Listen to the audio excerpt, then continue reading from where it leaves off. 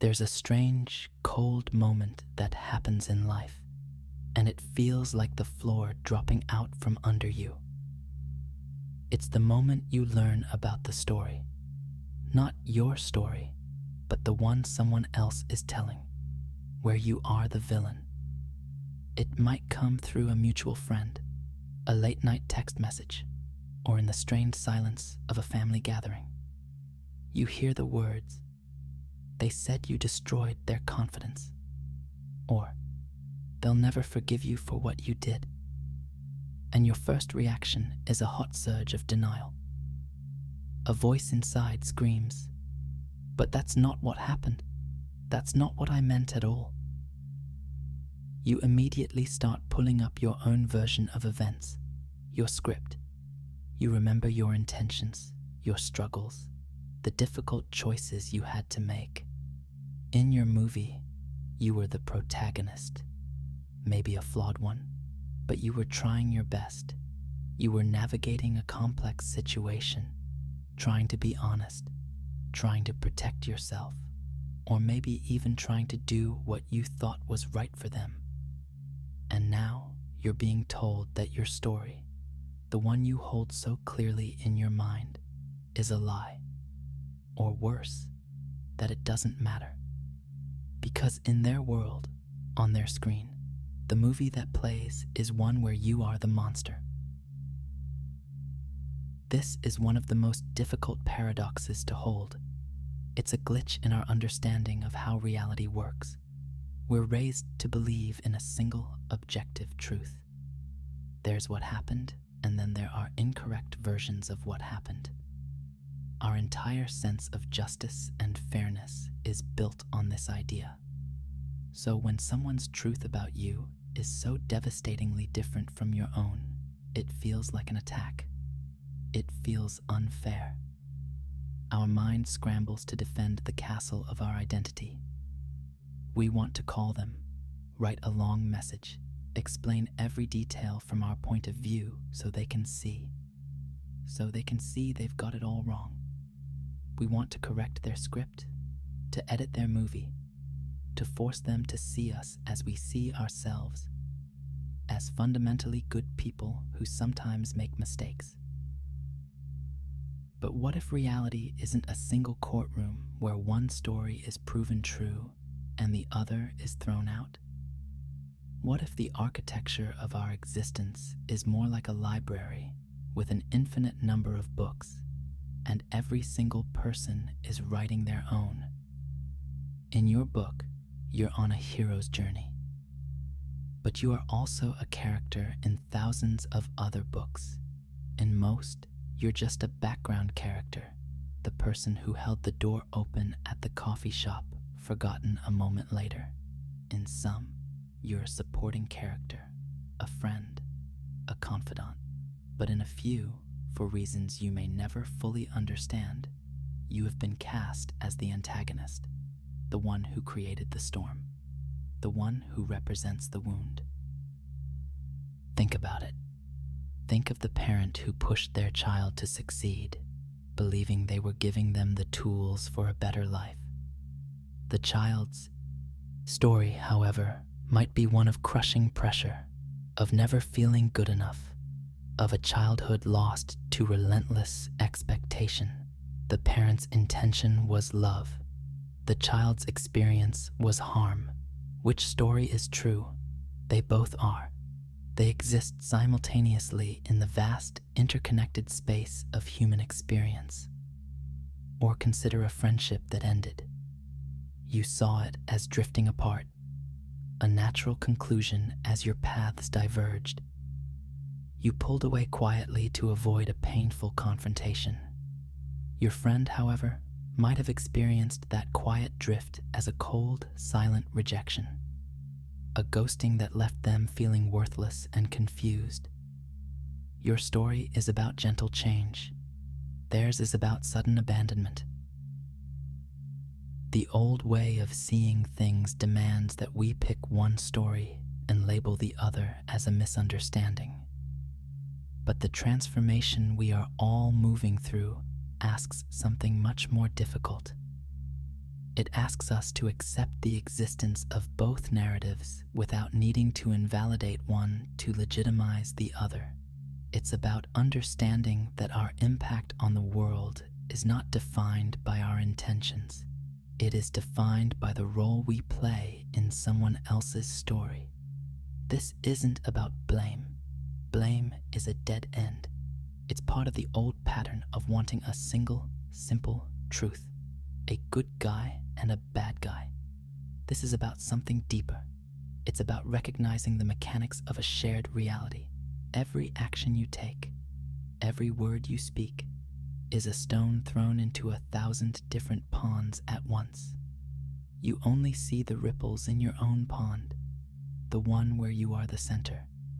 You feel the intention behind your throw, but you rarely get to see the ripples your stone creates in all the other ponds.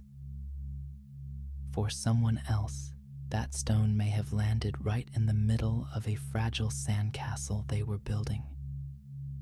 For another, it might have scared away a beautiful bird they were watching. You didn't intend to ruin the castle or scare the bird. You were just throwing your stone. But it happened. The story of the careless giant who ruined the castle is now a real story. Just as real as your story of simply skipping stones on a quiet afternoon. And the work isn't to argue with the person whose castle is now gone. The work is to sit with the quiet, humbling, and profoundly uncomfortable awareness that you can be the hero of your own life, and at the very same time, the monster in someone else's, and that both can be true. This isn't a flaw in the way things are set up. It's the very nature of it. It's how consciousness learns. We are all mirrors for each other, reflecting back roles and experiences that we need to see. Sometimes we are the mirror that shows someone their strength, and sometimes, without ever meaning to, we are the mirror that shows someone their deepest wound. Accepting this doesn't make you a bad person. It makes you a conscious one. It's the first step away from the desperate need to defend your own story and toward the quiet freedom of understanding the whole library. It's the beginning of seeing the connections, not just the separations. It's the moment you stop insisting on being seen as the hero and simply start to see. By the way, our shared space of light and awareness is on its way to 100,000 people. Thank you to everyone who subscribes and brings this moment closer. So what do you do with this knowledge? This heavy, awkward truth that you occupy a dark chapter in someone else's book? The first impulse, right after denial, is usually guilt. A thick, sticky fog of it. You start replaying scenes in your mind, but this time with their script. You see your words landing like stones. You see your actions through their eyes, and you cringe. You think, I am a bad person. I was selfish. I was careless. And this feeling of guilt feels right. It feels like the proper moral response. It feels like you're finally taking responsibility. But here is a hidden turn in the architecture of things. Guilt is a trap. It's one of the most clever tricks we use to keep the story about ourselves. Think about it. When you're consumed by guilt, who is the main character? You are. Your pain, your regret, your badness. It's just the shadow side of the hero story. Before, it was, look at me, trying my best. Now, it's, look at me, the terrible person who did this awful thing. The spotlight you see is still firmly on you. This is not transformation. It's just swapping out the hero costume for the villain costume. But you're still the one on stage. The real shift, the path to freedom, lies beyond guilt. It's in the quiet, spacious, and humble act of acceptance. Acceptance doesn't have the drama of guilt. It's not loud. It's a simple, clear acknowledgement. My actions had this impact on them. Full stop. There's no, but I didn't mean to, attached. There's no, if only they understood my side that follows. It's the simple, profound recognition that you were a force that moved through someone's life and left a mark you didn't intend. And here is where the magic happens. The moment you stop defending your character, you become free. The enormous energy you were using to maintain the good guy image is suddenly available for something else. You can finally just be present. You can finally see the world and other people without the filter of, how does this make me look? This is a freedom most people never experience. We live our lives in a self-imposed prison, constantly policing our own story, curating our own image. We choose our words in a conversation not just to express a truth, but to make sure the other person sees us as smart or kind or competent. We avoid difficult decisions not because they're wrong, but because we're afraid of being cast as the bad guy in the aftermath. Letting go of this need is like setting down 100-pound weight you didn't even realize you were carrying. Suddenly, you can walk differently. You can breathe differently.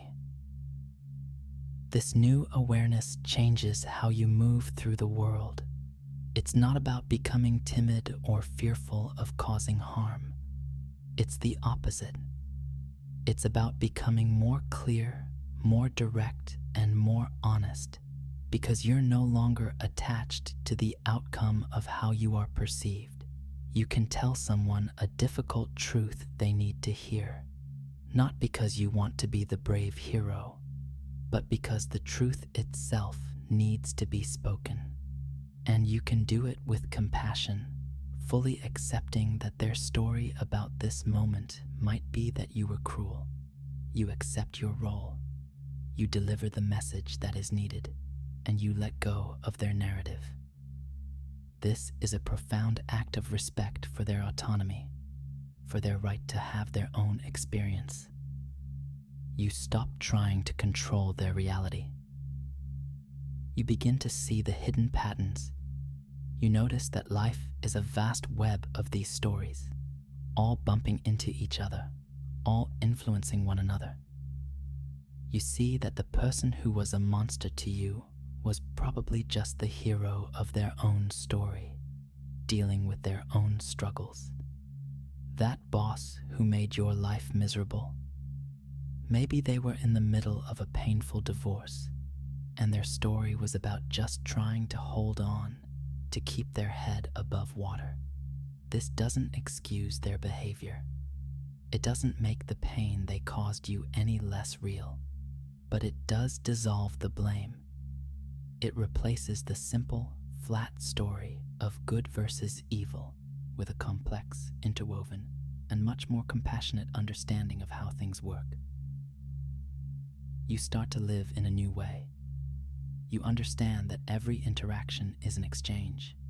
Every choice creates an echo. You don't try to control the echoes. That's impossible. Instead, you learn to listen to them. You pay attention. You notice the connections. You see that a small act of kindness to a stranger might be the turning point in their day, casting you as a momentary angel in their story. Just as a moment of impatience in traffic might cast you as the symbol of everything that's wrong with the world for the person you cut off. You begin to hold all these roles lightly: the hero, the villain, the background character, the angel, the monster. They are all just costumes, and the real you is the awareness that is able to see all the costumes on yourself and on others, and recognize them for what they are. This is the freedom. Not in proving you were never the monster, but in realizing that it was just one of 1,000 roles you will play in this vast, beautiful, and interconnected unfolding of reality. If this video changed something in you, write in the comments, "I accept my role in their story." Write it as your promise. Nobody